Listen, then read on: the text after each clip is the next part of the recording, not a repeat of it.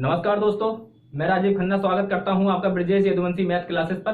दोस्तों, जैसा कि आपको मालूम है, यूपीएसआई के अंतर्गत हम हिंदी और जीके की क्लास ले रहे हैं। हिंदी बहुत अच्छा चल रहा है, आप लोगों को बहुत पसंद भी आ रहा है। ऐसे ही दोस्तों, जीके के अंतर्गत हमने संविधान शुरू किया है। संविधान का आज ये तीसरा वीडियो है और प्रस्तावना का ये दूसरा भाग है।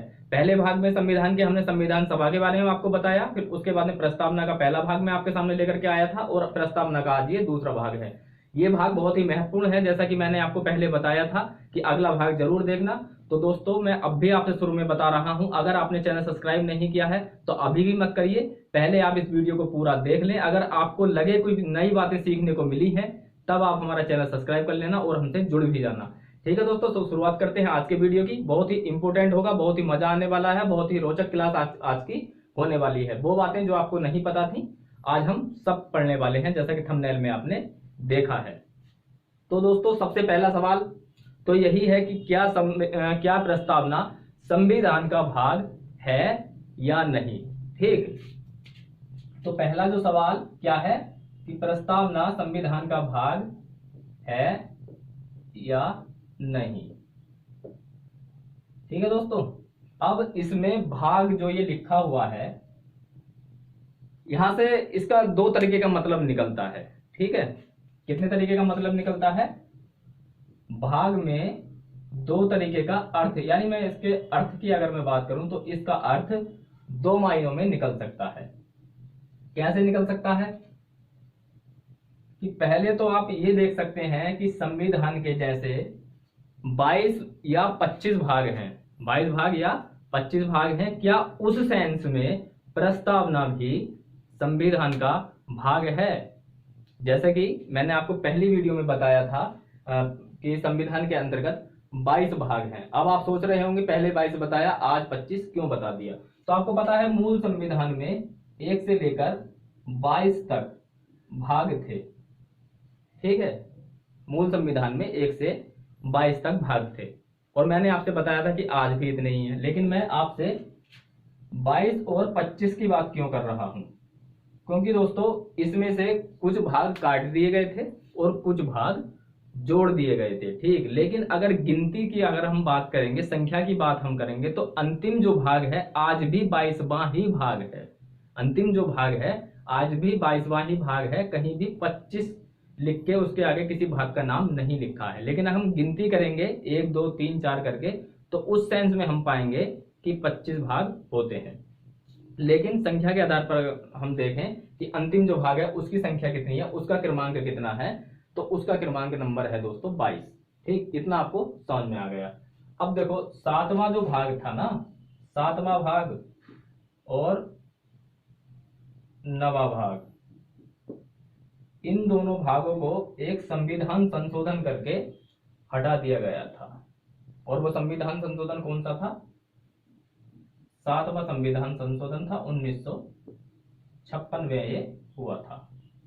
इस संविधान संशोधन द्वारा 7वां भाग और 9वां भाग हटा दिया गया था। लेकिन उसके बाद में कुछ संविधान संशोधन और हुए, जिसके अंतर्गत कुछ भाग और जुड़े। कौन कौन से भाग जुड़े थे? एक तो 4A जुड़ा था और 14A जुड़ा था। ठीक, 4A आपको पता ही है कौन सा है, राज्य के नीति निर्देशक तत्व, और 14A जिसको हम अधिकरण के रूप में मानते हैं। और ये किस संविधान संशोधन द्वारा जोड़ दिया गया था? ये था दोस्तों 42वां संविधान संशोधन, जो कि 1976 में हुआ था। तो दो भाग ये जोड़ दिए गए थे। फिर 73वें संविधान संशोधन द्वारा जो एक भाग जोड़ा गया था उसका नाम था 9, और 74वें संविधान संशोधन द्वारा जो भाग जोड़ा गया था उसका नाम था 9A, और 97वें संशोधन द्वारा जो भाग जोड़ा गया था वो था दोस्तों 9B। ये 3 भाग ये जुड़े और 2 भाग ये जुड़े, तो कितने जुड़ गए टोटल? 5। 2 इसमें से खत्म कर दो क्योंकि 7वां और 9वां हटा दिया गया था, 2 हटा के 5 जोड़ दिए, तो दोस्तों 22 और 3 कितने हो जाते हैं? मतलब इन दो की तुलना तो आप इनसे कर लो कि 2 हटा दिए 2 जोड़ दिए, लेकिन ये 3 जो जुड़े एक्स्ट्रा ये हो जाते हैं हमारे 25। लेकिन अंत का जो भाग है वो हमारा आज भी 22वें ही क्रम पर आता है। क्रम संख्या जो है उसकी 22 है, तो इसलिए मैंने आपको 22 बताया था और आप भी 22 ही लगा कर आए। लेकिन ये आपको समझना जरूरी था, इसलिए मैंने आपको ये बात बताई। अब अगर इस सेंस की बात करें कि इस सेंस के हिसाब से, जैसे कि संविधान के 22 भाग हैं, उसी हिसाब से कि प्रस्तावना भी संविधान का भाग है, तो दोस्तों इसका जवाब होगा नहीं। इस तरीके से हम इसको भाग में गिनती नहीं करते हैं।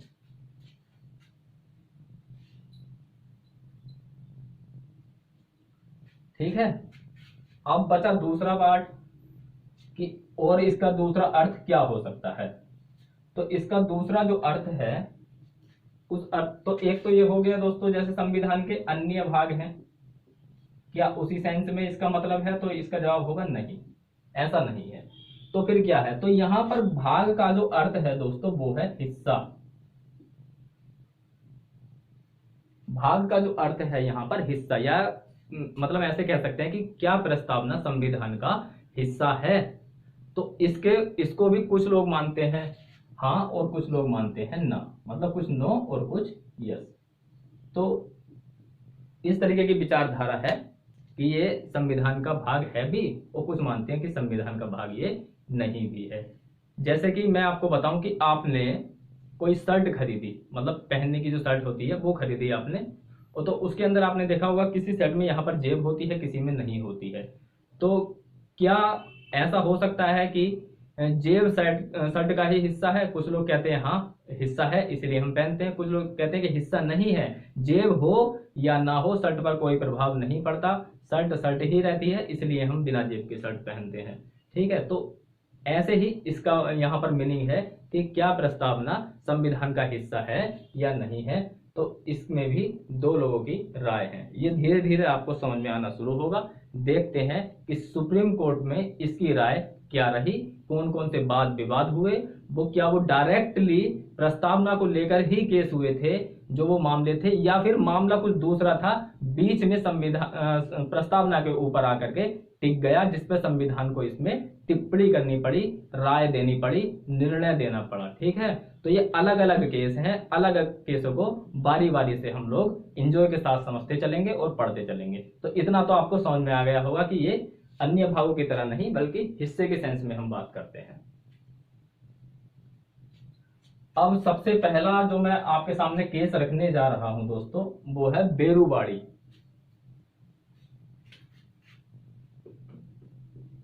बेरूबाड़ी यूनियन मामला, ये 1960 में हुआ था, और इस पर सुप्रीम कोर्ट की क्या राय थी ये हमें समझना होगा। ठीक, अब देखो आपने कई किताबें पढ़ी होंगी, तो डायरेक्टली किताबों में केवल इतना दे दिया होता है कि इस मामले में जो सुप्रीम कोर्ट की राय थी वो ये थी, या फिर इस मामले में ये थी, लेकिन कहीं भी आपको ये शायद पढ़ने को नहीं मिलता है कि ये जो वास्तव में मामला था ये था क्या। ठीक, तो इसी मुद्दे पे हम बात करेंगे। ये जो केस था 59-60 तक चला, 60 में इसका फैसला आया, इसलिए 1960 मैंने लिखा है, बल्कि ये मामला 1959 में शुरू हुआ था। क्या मामला? बेरूबाड़ी एक जगह का नाम है साथियों, जो कि पहले भारत का हिस्सा हुआ करती थी और आज पाकिस्तान में है।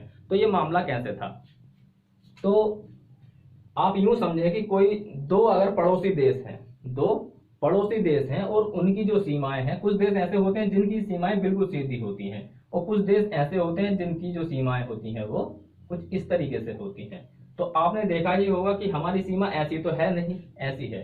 अगर किसी देश की सीमा बिल्कुल सीधी हो तो उसमें वाद विवाद का खतरा कम रहता है, और जो फोर्स होती है वो भी थोड़ा चैन से रह लेती है, क्योंकि वहां पर इतनी सिक्योरिटी की जरूरत नहीं होती है। लेकिन अगर आप इस तरीके की सीमा की बात करें, मान लीजिए इधर ये हमारा इंडिया है और इधर ये पाक है, तो आप क्या देखेंगे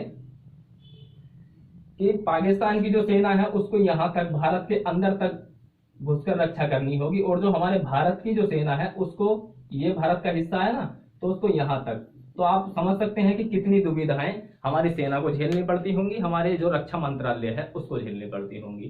तो ये जो दुविधाएं थी ये केवल हमारे इंडिया में ही नहीं थी, पाकिस्तान में भी थी।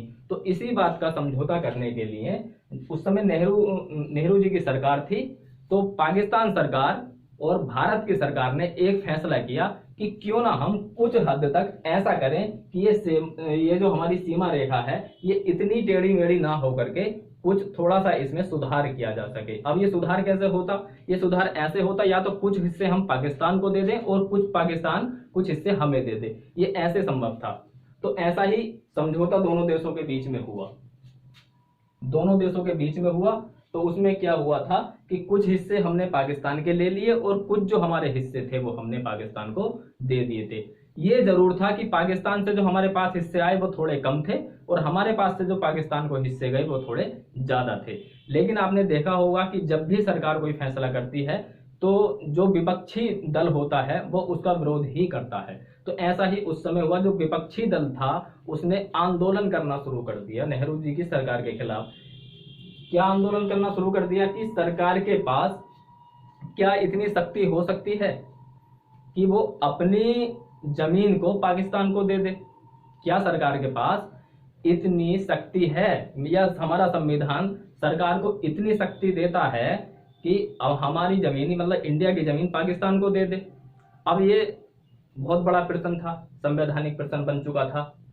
अब इसमें सरकार ने क्या काम करा, जब ये मुद्दा ज्यादा उठने लगा, अब दोस्तों जनता को भड़काना बहुत आसान होता है। और उस समय का जो दौर था वो थोड़ा सा अशिक्षित दौर भी था, शिक्षा इतनी ज्यादा नहीं थी, तो लोगों को भड़काना और ज्यादा आसान था। तो बहुत ज्यादा आंदोलन होने लगे। तब हमारे क्या ना संविधान में एक आर्टिकल है दोस्तों 143 143, ये बहुत ही महत्वपूर्ण आर्टिकल है, अनुच्छेद है हमारे संविधान के अंतर्गत। अब ये अनुच्छेद क्या है? इसमें यह होता है कि राष्ट्रपति किसी मुद्दे पर सुप्रीम कोर्ट से उसकी राय ले सकता है, या फिर कोई मामला ऐसा आ गया है जो समझ में नहीं आ रहा, राष्ट्रपति उसका निर्णय नहीं कर पा रहे हैं, तो उसका सही फैसला करने के लिए अगर वो चाहें तो सुप्रीम कोर्ट से राय ले सकते हैं। अब इसमें भी दो बातें हैं। सुप्रीम कोर्ट बाध्य नहीं है कि अगर राष्ट्रपति ने कोई राय ली है तो वो उसको देनी ही पड़ेगी, ठीक, या फिर उसने राय दे दी तो राष्ट्रपति भी बाध्य नहीं है कि सुप्रीम कोर्ट की तरफ से जो राय आई है उसको मानना ही पड़ेगा, ठीक। ये बिल्कुल ऐसा है कि मान लीजिए मैंने आपसे कोई राय ली, तो ये आपका मन है कि आप मुझे राय दें या ना दें। अगर आपने कोई राय मुझे दे दी तो ये मेरा मन है कि मैं उस राय को मानूं या ना मानूं, ठीक। लेकिन आमतौर पर होता क्या है, आमतौर पर यही होता है सामान्य रूप से कि सुप्रीम कोर्ट के पास जब राष्ट्रपति जाता है तो राय दे ही देते हैं वो लोग, और जब राय मिल जाती है तो आमतौर पर राष्ट्रपति भी उस बात का सम्मान करते हैं और वो राय ले लेते हैं। राष्ट्रपति, आप सोच रहे होंगे सरकार का मुद्दा था, राष्ट्रपति बीच में कहां से आ गए। आमतौर पर राष्ट्रपति जो सुप्रीम कोर्ट से कोई राय लेता है तो वो मंत्रिमंडल की सलाह से ही लेता है। मंत्रिमंडल का प्रधान कौन होता है? प्रधानमंत्री। तो उसी की सलाह से वो राय लेता है और सामान्य तौर पर प्रचलन यही होता है। तो जब राय ली 143 में, क्योंकि ये संवैधानिक प्रश्न बन गया था कि क्या भारत सरकार के पास, संसद के पास इतनी शक्ति है कि वो अपने देश की जमीन किसी दूसरे देश को दे दे। तो ये जब मुद्दा उठा तो 143 का उपयोग हुआ। उस समय जो तत्कालीन हमारे राष्ट्रपति थे उन्होंने राय ली और राय फिर बाद में मानी भी। तो राय तो ली, लेकिन राय में उन्होंने क्या क्या पूछा, तो उन्होंने उसमें 3-4 बातें पूछी। सबसे पहली जो बात पूछी थी वो यही पूछी थी कि क्या हमें की जगह संसद या सरकार लिख देते हैं, इतनी मतलब अधिकार है या नहीं है, अधिकार है या नहीं है। पहला सवाल तो यही था। फिर दूसरा सवाल यह था कि अगर अधिकार है हमें जमीन देने का, अपना हिस्सा देने का, तो उसकी प्रक्रिया क्या होनी चाहिए, किस प्रक्रिया से हम दे सकते हैं, ठीक। क्या हम अनुच्छेद 3 का सहारा ले सकते हैं? अनुच्छेद 3 क्या है दोस्तों? अनुच्छेद 3 जब हम भाग 1 पढ़ेंगे उसमें विस्तार से पढ़ेंगे कि ये अनुच्छेद 1 क्या है, 2 क्या है, 3 क्या है। अभी बस इतना सा समझ लीजिए कि अनुच्छेद का मतलब होता है एक साधारण विधेयक से कोई बिल पास हो गया, केवल साधारण विधेयक से। एक होता है विशेष बहुमत और एक होता है साधारण बहुमत। तो साधारण बहुमत से कोई विधेयक पास होता है और उसी पे जो है केंद्र सरकार कानून बना देती है। और आमतौर पर ये आर्टिकल 3 जो है ये हमारे देश के राज्यों से है कि राज्यों को हम बढ़ा सकते हैं, घटा सकते हैं, ठीक, ये उस पे होता है। और या फिर सरकार ने दूसरी बात पूछी, क्या अनुच्छेद 368 का सहारा लिया जा सकता है। अनुच्छेद 368 का मतलब हो गया संविधान में संशोधन करना पड़ सकता है। यहाँ पर संशोधन नहीं करना पड़ता, क्योंकि यहाँ पर एक आम राय बनती और उसमें बहुमत से ही विधेयक पास हो जाता, उसी के हिसाब से जो है ये काम चला लेते। लेकिन 368 का अगर मामला है तो इसका मामला यह है कि संविधान में संशोधन ही करना पड़ेगा। और चौथा जो इनका सवाल था, क्या 368 और 3 हम दोनों का सहारा ले सकते हैं, मतलब अनुच्छेद 368 का भी और अनुच्छेद 3 का भी सहारा ले सकते हैं। जब ये बात सुप्रीम कोर्ट तक गई तो सुप्रीम कोर्ट की जो राय थी वो राय ये थी कि सरकार के पास ये अधिकार है, ये अधिकार है कि वो दूसरे देश की जमीन ले भी सकती है और अपने देश की जमीन दे भी सकती है। लेकिन ये अनुच्छेद 3 से नहीं होगा। ये तभी संभव है जब आप 368 का प्रयोग करें, संविधान में संशोधन करें, तब आप ये कर सकते हैं, या फिर 368 और आर्टिकल 3 दोनों का इस्तेमाल करें, तब आप ऐसा कर सकते हैं। तो अभी फैसला नहीं आया था, ये तो सुप्रीम कोर्ट की राय थी राष्ट्रपति के लिए। अब जब ये मामला थोड़ा और गरमाया, तब यहां से जन्म होता है प्रस्तावना का बीच में आने के लिए। ठीक, प्रस्तावना इस केस में यहां से बीच में आती है। कैसे बीच में आती है अभी समझते हैं।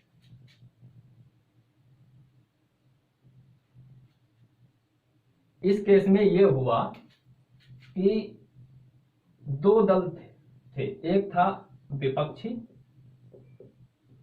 और एक तरफ सरकार।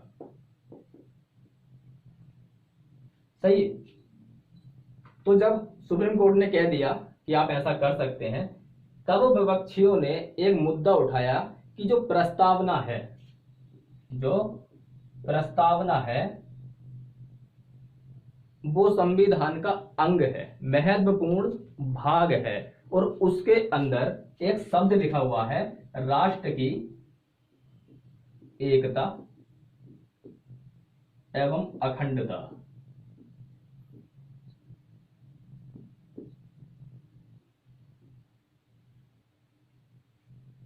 जो विपक्षी दल था उसने ये मुद्दा उठाया कि जो प्रस्तावना है उसके अंदर एक शब्द लिखा हुआ है, राष्ट्र की एकता एवं अखंडता। और जब प्रस्तावना में ही ये बात लिखी हुई है और प्रस्तावना संविधान का एक महत्वपूर्ण अंग है, तो ये कैसे मुमकिन है, ये कैसे मुमकिन है कि सरकार प्रस्तावना में लिखी हुई बात को ही झुठला दे, लिखी हुई बात को ही बदल दे। बात भी ठीक थी। जब राष्ट्र की एकता है, एकता आप तोड़ने की बात करते हैं, अखंडता है आप उसको खंडित करने की बात कर रहे हैं, तो ऐसा कैसे संभव है कि कोई बात प्रस्तावना में लिखी हुई है तो उसी बात को बिल्कुल उसके विरुद्ध जाके सरकार कोई काम कर सकती है, संसद कोई कार्य कर सकती है। फिर जो सरकारी पक्ष के जो वकील थे उन्होंने फिर एक बात और कही कि जिस प्रस्तावना में राष्ट्र की एकता एवं अखंडता लिखा हुआ है, उसी प्रस्तावना में एक शब्द और आता है, संप्रभु। जब इन्होंने प्रस्तावना का सहारा लिया, तब सरकारी जो वकील थे उन्होंने भी प्रस्तावना का सहारा लिया। उन्होंने कहा कि जहां पर राष्ट्र की एकता और अखंडता प्रस्तावना में लिखा हुआ है, वहीं उसी प्रस्तावना में संप्रभु भी लिखा हुआ है। और संप्रभु का मतलब ये हुआ दोस्तों कि कोई ऐसा देश, यानी हमारे देश अगर संप्रभु है तो इसका अर्थ ये है कि हम अपने आंतरिक मामले में या बाह्य मामले में किसी के लिए बाध्य नहीं है। भारत की संसद या भारत की सरकार अपने आंतरिक मामले और बाह्य मामले खुद बिल्कुल निष्पक्ष रूप से ले सकती है, उसमें किसी भी तरीके का कोई बाध्य नहीं है। तो जब ये बात यहां पर आई, तब ये मामला और ज्यादा क्रिटिकल हो गया, क्योंकि जब आंतरिक मामले बाह्य मामले खुद सरकार ले सकती है, तो इसी बात में ये बात निहित है कि वो दूसरे देश की जमीन ले भी सकती है और अपने देश की जमीन दे भी सकती है। तब सुप्रीम कोर्ट की जो राय थी, तब सुप्रीम कोर्ट ने एक बात कही थी, किस मामले में, बेरूवाड़ी यूनियन बनाम सरकार का जो सुप्रीम कोर्ट का जो मामला था 1960 में, तब सुप्रीम कोर्ट की एक राय थी। तब सुप्रीम कोर्ट ने कहा था कि प्रस्तावना संविधान का भाग नहीं है। ये ध्यान रखना दोस्तों, प्रस्तावना संविधान का भाग नहीं है। और जब भाग नहीं है तो उसमें ना तो हम संसद कर सकते, वो संशोधन कर सकते। क्यों नहीं कर सकते? क्योंकि संशोधन तो संविधान के अंदर ही होगा और जब प्रस्तावना संविधान का अंग ही नहीं है तो उससे कोई बात का कोई मतलब नहीं होता। वो केवल ऐसे समझ लो कि कोई एक रजिस्टर है, उस रजिस्टर के ऊपर कोई एक अच्छी से सुंदर सुंदर सूक्तियां, कोई कोटेशन लिखी हुई होती है, केवल इसका यही मायने है। लेकिन इसका मतलब ये नहीं अगर कोटेशन ना हो, अगर वो सूक्ति लिखी हुई ना हो तो रजिस्टर के कोई मायने नहीं रह जाएंगे। रजिस्टर अपनी जगह है, सूक्ति अपनी जगह है, पढ़ने में अच्छा लगता है, मनोहारी लगता है, ऐसे ही प्रस्तावना है। इसके बेस पर हम कोई फैसला नहीं कर सकते, ये सुप्रीम कोर्ट की राय थी। लेकिन ये नहीं कहा था कि प्रस्तावना का बिल्कुल महत्व नहीं है। एक बात जोड़ दी थी कि अगर संविधान निर्माताओं ने जो सोचा, मतलब संविधान निर्माताओं का जो उस समय माइंड सेट था कि किस तरीके का संविधान हमें चाहिए, अगर वो बात समझनी है तब हम प्रस्तावना का सहारा ले सकते हैं। लेकिन जजमेंट अगर करना है तो उसके हिसाब से प्रस्तावना संविधान का भाग नहीं है। तो आपसे यही पूछा जाता है कि किस मामले में ये एक बात कह दी गई थी कि प्रस्तावना संविधान का भाग नहीं है।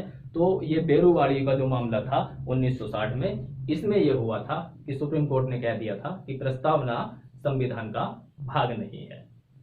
उम्मीद करता हूं दोस्तों इस केस के बारे में आपको भरपूर नॉलेज मिल गई होगी। अब चलते हैं अगले केस की ओर और देखते हैं उसमें सुप्रीम कोर्ट की क्या राय थी।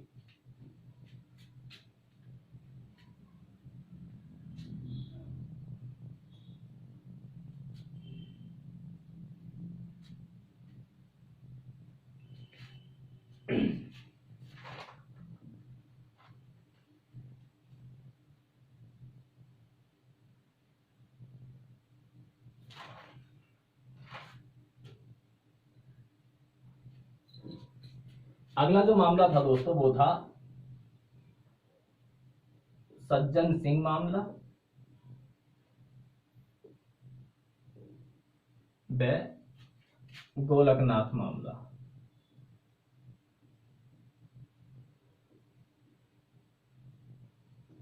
इसमें प्रस्तावना को लेकर सुप्रीम कोर्ट की क्या राय थी। इन दोनों केसों का कोई इतना बड़ा प्रस्तावना को लेकर महत्व नहीं है, लेकिन हाँ जब हम पढ़ ही रहे हैं कि प्रस्तावना के कितने, तो केस तो बहुत हुए थे प्रस्तावना के सुप्रीम कोर्ट में, लेकिन जो इंपोर्टेंट थे उसमें से कुछ छांट छांट के मैं आपको बताता हूं जो आपकी परीक्षा में पूछे जाते हैं। ये इतने इंपोर्टेंट नहीं है, लेकिन थोड़ा सा समझ लेते हैं कि ऐसा क्यों हुआ कि बार बार प्रस्तावना को हर मामले में अधिकतर उस समय आना ही पड़ रहा था। तो देखो दोस्तों, सज्जन सिंह मामला और गोलकनाथ मामला ये अलग अलग राज्यों के अलग अलग मामले हैं, लेकिन इनका सेंस एक ही है, केस एक ही था, तो इसलिए इनको हम एक साथ पढ़ लेते हैं। ये हुआ था 1964-65 में और ये हुआ था 1967 में।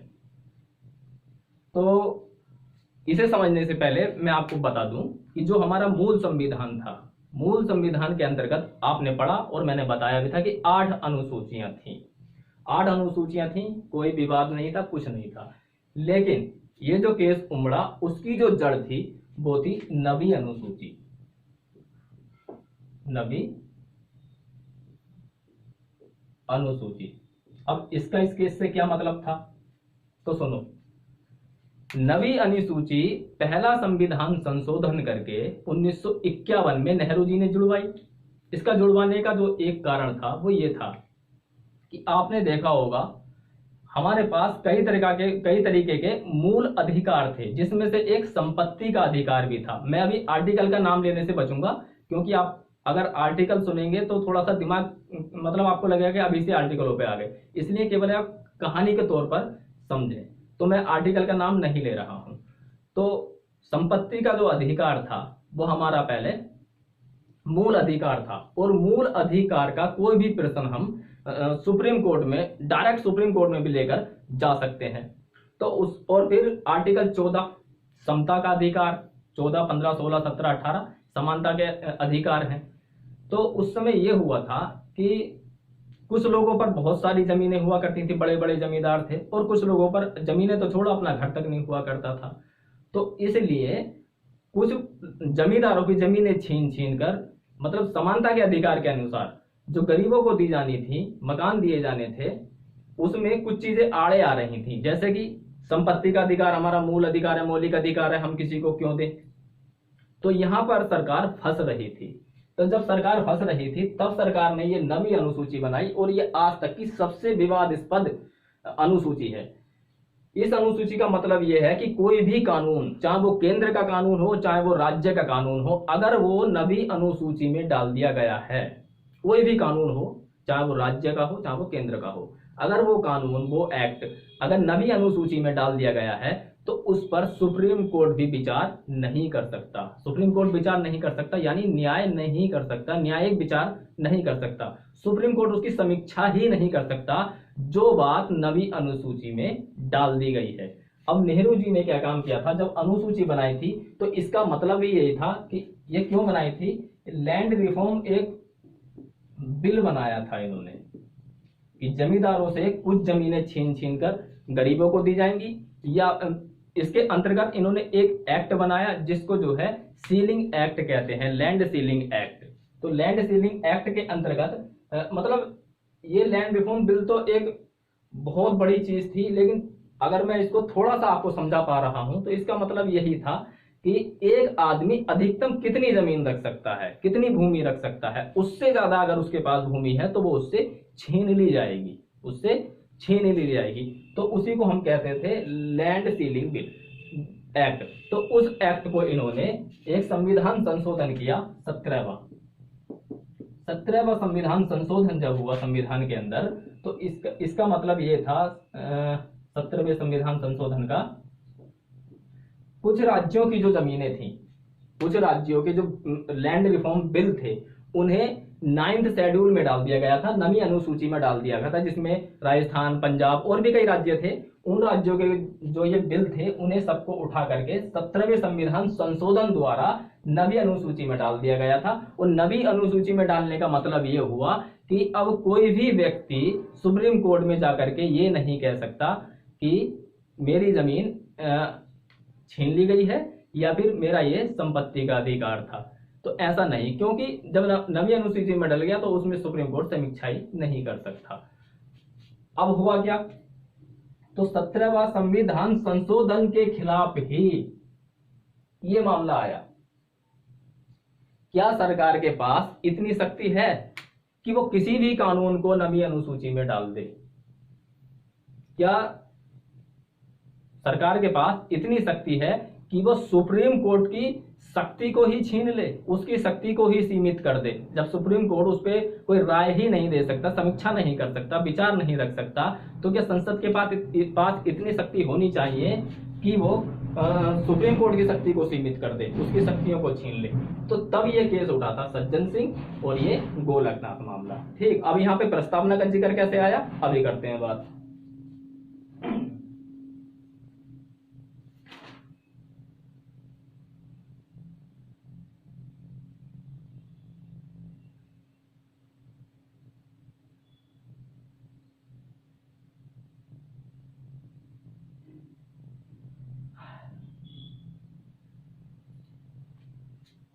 तो इतना आपको समझ में आ गया। तो जैसा कि मैंने कहा कि ये केस इतने महत्वपूर्ण नहीं थे, बस प्रस्तावना का जब जिक्र आया तो क्या क्या हुआ था बस ये थोड़ा सा समझ लेते हैं। सज्जन सिंह का जो मामला था ये पंजाब से था और गोलकनाथ का जो फैसला था ये राजस्थान से था। ये थे और दोनों 17वें संविधान संशोधन के खिलाफ ही थे कि अब सुप्रीम कोर्ट की मतलब शक्ति को छीनने की वाली जो बात थी वो इन्होंने यहाँ पर रखी गई थी। तब सुप्रीम कोर्ट ने कहा था, जब प्रस्तावना का जिक्र यहाँ पर आया तब सुप्रीम कोर्ट की जो राय थी वो क्या थी? सुप्रीम कोर्ट की राय यहाँ पर ये थी, देखो अभी इससे पहले जो बेरूवाड़ी मामला था उसमें 7 जजों की बेंच बैठी थी। अगर कोई निर्णय भविष्य में अगर पलटना हो तो सुप्रीम कोर्ट अपने फैसले को तब ही बदल सकता है जब पिछले वाले जजों की बेंच से अधिक संख्या उस वाले केस में हो। ठीक है, तो उसमें 7 जजों की बेंच थी।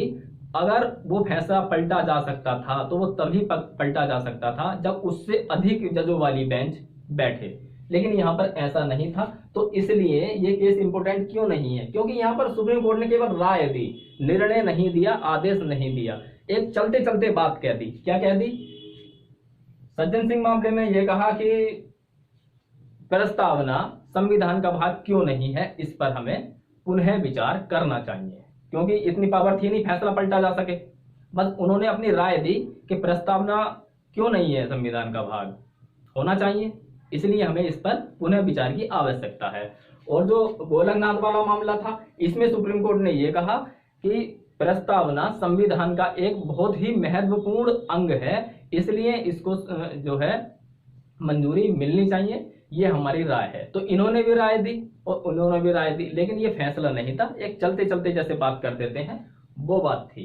अब ये फैसला मतलब ये केस क्या था आपको समझ में आ गया, और यहाँ पर सुप्रीम कोर्ट की क्या राय थी, फैसला नहीं था, कोई निर्णय नहीं था, ये सब आपको समझ में आ गया। अब चलते हैं अगले केस की ओर।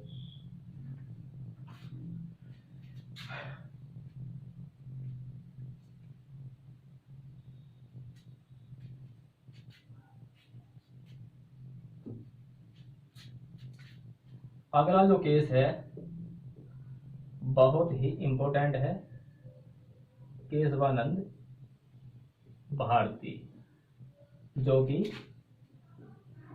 1973 में हुआ था। केशवानंद भारती वाला जो मामला था ये 1973 में हुआ था। ये क्यों हुआ था? ये भी लैंड रिफॉर्म बिल के विरोध में ही था। वो 17वां संविधान संशोधन हुआ था 1964 में, और ये था 29वां संविधान संशोधन हुआ था। क्यों हुआ था? केशवानंद भारती जो थे ये संत थे, केरल के संत थे, और इनका अभी 2020 में निधन हुआ था, अभी पिछले साल। तो ये संत थे और यहाँ पर मठ चलाते थे, और इनका जो मठ था वो काफी जमीन घेरे हुआ था, मतलब बहुत सारी जमीन इनके पास थी। तब केरल सरकार ने केंद्र सरकार से विरोध किया कि हमने एक बिल बनाया है और उसको भी 9 शेड्यूल में डाला जाए। तब केंद्र सरकार ने 29वां संविधान संशोधन किया, और जो केरल का लैंड रिफॉर्म बिल था उसको भी इन्होंने 9th शेड्यूल में डाल दिया। जब ये डाल दिया तो मतलब ही नहीं बचता कि आप नवी अनुसूची में कोई विषय है उसके आधार पर आप सुप्रीम कोर्ट जा सकते हैं, ऐसा तो संभव ही नहीं था। इसलिए केशवानंद भारती ने सुप्रीम कोर्ट में जो केस किया वो इस मुद्दे पर नहीं किया। उनका जो कहने का मतलब था, उन्होंने सुप्रीम कोर्ट में जाकर एक बात कही, क्या संसद के पास इतनी शक्ति है कि वो संविधान के किसी भी भाग में संशोधन कर दे? ये भी संवैधानिक प्रश्न था, तो इसलिए इस पर गौर की जानी जरूरी थी। ठीक,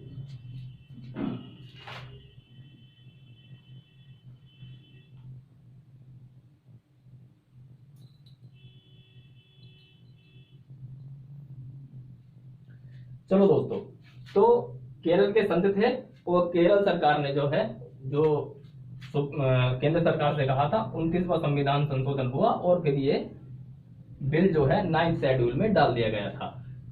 तब केशवानंद भारती ने कहा कि क्या संसद के पास इतनी शक्ति होनी चाहिए कि वो किसी भी कानून को मतलब किसी भी एक्ट को 9th शेड्यूल में यानी कि नवी अनुसूची में डाल दे। तो पहला तो यही सवाल बना कि इतना अधिकार कहां से आया। फिर दूसरा जो सवाल था, दूसरा सवाल ये था क्या इसमें इतना मतलब इतनी शक्ति है कि संविधान के किसी भी भाग में संशोधन कर दे। एक मुद्दा ये उठा कि किसी भी भाग में संशोधन कर सकती है, क्या इतनी शक्ति है? ये संवैधानिक प्रश्न था। इस पर खूब बहस हुई सुप्रीम कोर्ट के अंदर। क्या बहस हुई, कैसे बहस हुई, आइए समझते हैं।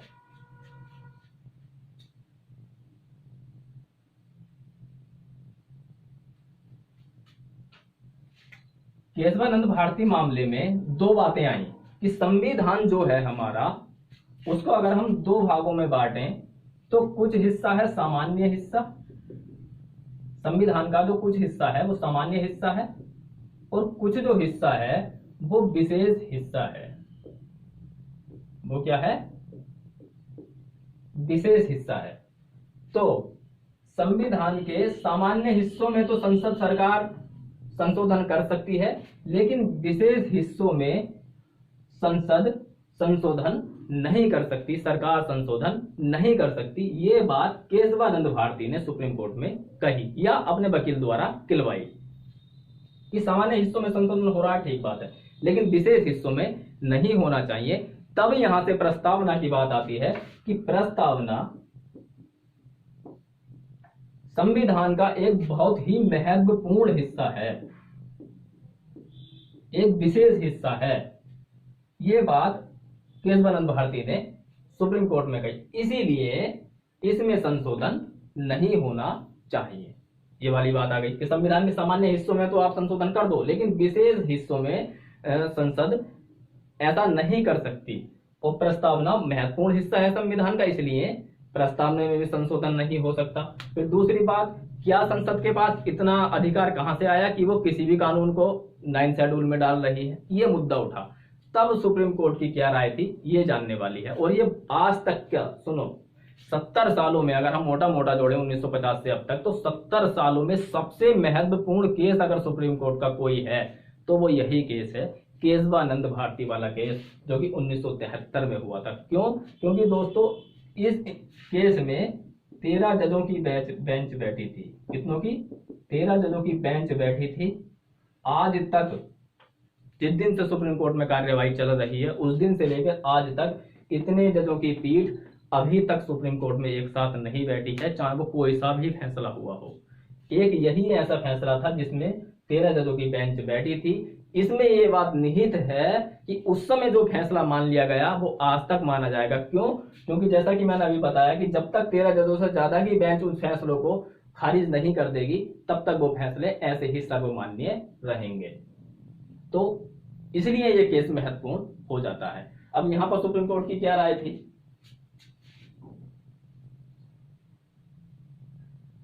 देखो, प्रस्तावना में संशोधन कर सकते हैं या नहीं कर सकते हैं ये हम थोड़ी देर में समझेंगे, लेकिन पहले ये समझ लेते हैं कि संविधान की राय क्या थी, सुप्रीम कोर्ट की राय क्या थी। तो इनकी राय थी दोस्तों, सुप्रीम कोर्ट ने यहां पर कहा था, इस केस में कहा था, प्रस्तावना संविधान का अभिन्न अंग है। क्या कहा था? अभिन्न अंग है, जिसको संविधान से अलग नहीं किया जा सकता। यानी प्रस्तावना संविधान का महत्वपूर्ण भाग है। बेरुवाड़ी में क्या कहा था? भाग नहीं है, वो एक फैसला था। आपसे पूछा जाता है किस केस में ऐसा कहा था? बेरुवाड़ी में कहा था कि भाग नहीं है, फैसला था। लेकिन उसके बाद गोलकनाथ वाला, सज्जन सिंह वाला जो मामला था, उसमें राय थी, वो फैसला नहीं था। ये फैसला कब आया कि प्रस्तावना संविधान का भाग है, अभिन्न भाग है? ये केशवानंद भारती में आया, 1973 में आया। अगर आपसे पूछा जाए कि सुप्रीम कोर्ट के किस मामले में ये माना गया था कि प्रस्तावना जो है संविधान का अभिन्न अंग है, तो वो केशवानंद भारती मामला था, 1973 वाला। तब उन्होंने कहा कि ना कि अभिन्न अंग है, प्रस्तावना केवल अभिन्न अंग ही नहीं, ये संविधान का मूल ढांचा है, संविधान की कुंजी है। यही दोनों बातें दोस्तों आपसे बार बार पूछी जाती हैं कि संविधान की कुंजी किसे कहते हैं? प्रस्तावना को कहते हैं। अगर आपका ऑप्शनल प्रश्न है संविधान का मूल ढांचा किसे कहते हैं, तो हम प्रस्तावना को कहते हैं। और सुप्रीम कोर्ट की राय कब आई थी? केशवानंद वाले केस में आई थी, 1973 में आई थी। इतना क्लियर हो गया। ठीक, अब क्यों माना, ये भी तो एक बात है ना, कि इतने, मतलब जो पहले बेरुवाड़ी का मामला था उसमें भी 7 जजों की बेंच थी। 7 जजों की बेंच कम नहीं होती है, बहुत होती है। तो उसमें ऐसा क्यों माना था और इन्होंने ऐसा क्यों माना? तो इनका जो तर्क था कि ऐसा क्यों है कि प्रस्तावना संविधान का अभिन्न अंग है, तो उन्होंने एक तर्क दिया। क्या तर्क दिया था? कि जब 26 नवंबर 1949 को हमारा संविधान अंगीकार किया गया, या उससे पहले जो भी संविधान सभा में फैसले होते थे, जैसे कि मैंने आपसे बताया था कि कभी भी संविधान सभा में मत नहीं पड़े थे, क्योंकि मत पढ़ना ठीक नहीं था। इतना बड़ा देश का संविधान आप लिखने जा रहे हो तो उसमें वोटिंग जरूरी नहीं है, क्योंकि वोटिंग में गलत निर्णय होते हैं। कैसे होते हैं ये मैं समझा चुका हूं आपको। 40 वोट प्राप्त करने वाला जीत जाता है, लेकिन अदर जो 60 वोट मिले हैं, किसी को 10, 20, 30, वो हार जाते हैं। जबकि सच्चाई ये होती है कि 60 लोग खिलाफ हैं तो 40 वोट समर्थन में है, तो 40 वाला जीत जाता है। तो वोट इसलिए नहीं होते थे, उसमें आम जन की सहमति बनती थी। चाहे बहस कितनी भी लंबी चले, कमियां हैं, कमियां दूर करी जाती थी। जब तक एक एक व्यक्ति की राय, एक एक व्यक्ति की सहमति नहीं हो जाती थी संविधान सभा के अंदर, तब तक कोई बिल नहीं बनता था, ना ही वो कार्य होता था। तो इसीलिए जब संविधान हमारा बनकर तैयार हुआ 26 नवंबर 1949 को, तब एक आम सहमति बनी और जिस तरीके से संविधान के और भाग थे 1 से लेकर 20 भाग तक, क्या इस भाग को संविधान में शामिल कर लिया जाए? आम सहमति बनी, हाँ कर लिया जाए। कोई दूसरा भाग आया, क्या इस भाग को, जो भी सभापति थे संविधान सभा के, वो कहते थे इस भाग को क्या संविधान में ऐड कर लिया जाए? आम सहमति बनती थी, हाँ कर लिया जाए, तभी ऐसा होता था। उसी तरीके से 26 नवंबर 1949 को प्रस्तावना के बारे में भी पूछा गया, क्या इस प्रस्तावना को स्वीकार कर लिया जाए? तब आम सहमति बनी, हाँ कर लिया जाए। तो जिस तरीके से संविधान के और भागों का महत्व है, उसी तरीके से प्रस्तावना का भी महत्व है। इसीलिए प्रस्तावना संविधान का एक अभिन्न अंग है, इसको अलग नहीं किया जा सकता। ठीक, इतना आपको अब समझ में आ गया। अब चलते हैं दूसरे प्रश्न की ओर। क्या प्रस्तावना में संशोधन हो सकता है या नहीं हो सकता? ठीक, पढ़ते हैं। हमारे संविधान में एक आर्टिकल है 368, और ये आर्टिकल क्या है? संविधान संशोधन से रिलेटिव है। इसकी भी कई प्रक्रियाएं हैं। एक साधारण विधेयक से संविधान संशोधन हो सकता है, और कुछ जो संविधान के टफ हिस्से हैं उनमें विशेष बहुमत द्वारा, विशेष बहुमत का मतलब यही नहीं है कि केवल संसद में बिल पास हुआ और ऐसा हो गया, ऐसा नहीं। राज्यसभा लोकसभा का एक विशेष बहुमत, बहुमत भी कई प्रकार के होते हैं, ये आगे आगे आपको पता चलेगा। विशेष बहुमत से मतलब आप सिर्फ इतना समझ लीजिए कि 2/3, 3 में से 2 का समर्थन चाहिए, बहुत बड़ा बहुमत चाहिए। तो एक तो 2/3 संसद का ही चाहिए, फिर कम से कम आधे राज्यों की जो सरकारें हैं उनका भी समर्थन चाहिए, तब जाकर संविधान संशोधन होता है। इतना आसान नहीं होता संविधान में संशोधन करना। तो 368 जो आर्टिकल है ये केवल संशोधन से रिलेटिव है, ये केवल संशोधन से रिलेटिव है। संशोधन की सारी प्रक्रियाएं बताई हुई हैं, कैसे कर सकते हैं, कब कर सकते हैं, कितनी मात्रा तक कर सकते हैं, कितनी मात्रा तक नहीं कर सकते। तब लेकिन 368 अनुच्छेद में एक भी जगह ये बात नहीं लिखी, क्या बात नहीं लिखी, कि संविधान के इस हिस्से में या इस भाग में हम संशोधन नहीं कर सकते। अब ऐसा तो हो नहीं सकता कि संविधान निर्माताओं ने इस बात पे ध्यान ही ना दिया हो। जब संविधान संशोधन के लिए एक आर्टिकल के लिए एक भाग ही अलग बना दिया, तो ऐसा तो हो नहीं सकता कि उन्होंने इस बारे में ना सोचा हो। तो इस बात से ये बात सिद्ध हो जाती है कि वो चाहते थे या उन्हें ऐसा लगता था कि भविष्य में ऐसी भी जरूरत आ सकती है कि संविधान में कहीं भी संशोधन करने की नौबत आ सकती है। इसीलिए उन्होंने ये बात नहीं लिखी, क्योंकि ये बात मान लेना कि उनके ध्यान नहीं रहा तो ये उनके ज्ञान पर या उनकी प्रतिष्ठा पर ठेस पहुंचाने वाली बात होगी। तो इतनी बड़ी गलती वो लोग कैसे कर सकते हैं? गलती नहीं कर सकते, इसलिए जानबूझ के उन्होंने ये बात लिखी ही नहीं कि संविधान के इस भाग में या इस हिस्से में संसद या सरकार संशोधन नहीं कर सकती। इसमें यह निहित हो जाता है कि संविधान के किसी भी हिस्से में सरकार या संसद संशोधन कर सकती है। अब जब केशवानंद भारती मामले में सुप्रीम कोर्ट ने यह मान लिया कि प्रस्तावना संविधान का एक अभिन्न अंग है, तो जब अंग है तो सीधी सी बात है, जब संविधान में कहीं भी संशोधन हो सकता है, संविधान के किसी भी भाग में संशोधन हो सकता है, तो प्रस्तावना में भी हो सकता है। तो इसका जवाब क्या होगा दोस्तों, कि प्रस्तावना में संशोधन हो सकता है। प्रस्तावना में अगर आपसे पूछा जाए क्या कर सकते हैं संशोधन, तो आपका जवाब होगा हाँ, संशोधन हो सकता है। और हुआ भी था 42वां संविधान, ये मैंने आपको बताया था। 42वां संविधान संशोधन 1976 में जो हुआ था, जिसके अंदर समाजवादी, पंथनिरपेक्ष और क्या था, अखंडता जो शब्द जोड़ा गया था, ये इसी संविधान संशोधन द्वारा जोड़ा गया था। तो इतना आपको आप समझ में आ गया होगा। अब दूसरी बात बनती है, लास्ट सवाल, क्या प्रस्तावना न्याय योग्य है? न्याय योग्य है, यह सवाल बनता है। न्याय योग्य के लिए जो शब्द इस्तेमाल होता है उसको कहते हैं परिवर्तनीय।